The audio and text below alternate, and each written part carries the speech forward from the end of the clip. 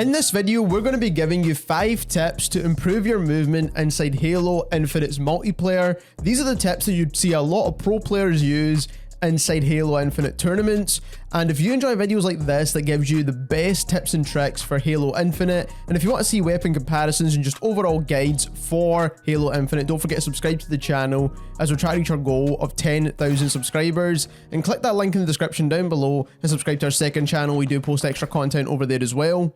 So the first tip I would give you is the mid gunfight jump. So if you're in a mid gunfight, you want to be jumping and firing at the exact same time. You want to be able to track your enemy target whilst you're jumping mid gunfight. It's going to just make it a lot harder for the enemy to hit you. As you can see, this bot is struggling to track me, but if you've got your aim settings correct, you can land a lot of shots as well. Now, if you want to see a full video about the 5 best tips for better aim, I'll leave a link to that in the description down below, but make sure you're able to jump mid gunfight. And to do this, what you can do is you could change your controller settings to bumper jumper, which will help you jump with one of the bumper buttons instead, and it'll allow you to not have to take your thumb off the analog stick.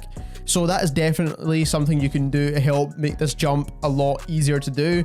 Or you can map it to an analog stick if you wanted to as well. That will help you jump around a lot easier. But personally, I do think sliding with the analog stick is probably a better option. But you do want to be able to track and jump gunfights, especially if you've got a head glitch like this, for example. You can jump up and down and track your target very easily.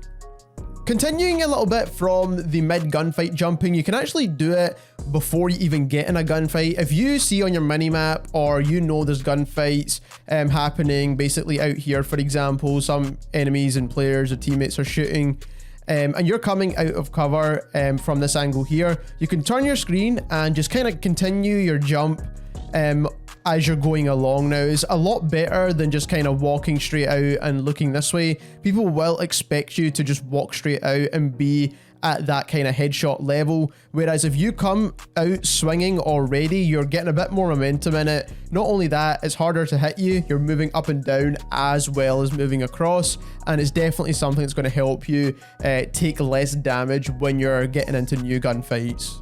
The next tip is strafing left and right, and this is a really easy one to do.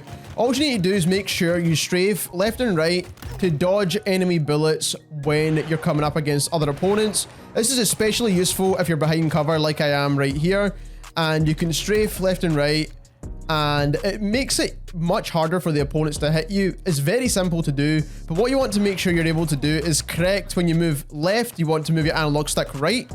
And it's easy for controller players because you do get a bit of aim assist on this as well. And if you move right, you want to move your aim left a little bit as well to make sure you're tracking the target down the center. But I don't see a lot of players do this when you're in mid gunfights, and it's going to definitely give you the advantage when you're in a gunfight. Just moving left and right on your analog stick whilst tracking your target, it's just going to give you some really easy kills. The next step I don't see a lot of players do, which is shouldering. Now, shouldering requires you can shoot whilst you shoulder, but it's basically staying behind cover, try to peek left and right to see where players are coming from. So as you can see, I'm not exposing myself too much here. I'm just getting enough information to see where the player's going. I can see that he's following me right here, and I'm just staying behind cover and trying to make sure I'm going left and right and not peeking all the way out, because that's how you take damage. But you just want to peek a little bit, peek back in, peek a little bit, peek back in, and that way you've always got cover, and you can see if players are coming to the left or to the right, and you can always make a play. The next movement mechanic a lot of people don't know about, and this is the hidden movement mechanic in this game, and it's the jump slide. Now, all you need to do is make sure you're sprinting, then you jump and you hold in the slide button straight away, and it's going to give you a bit of a boost when you slide.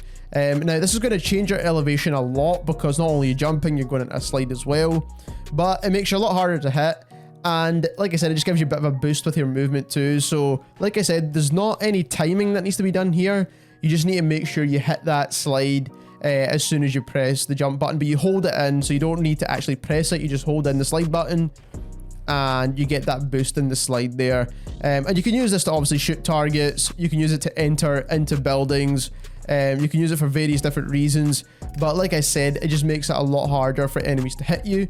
And the last and final tip, or tips should I say, is learn your jump spots. There's certain jump spots in this game that are kind of hidden, but if you know them, you can actually pull off some insane clips. So for example, if you're on the edge of this map, you can actually jump up here and shoot targets that are back here. So it almost looks as if you're jumping off the map, but you're not actually jumping off the map. You can actually kill enemy players.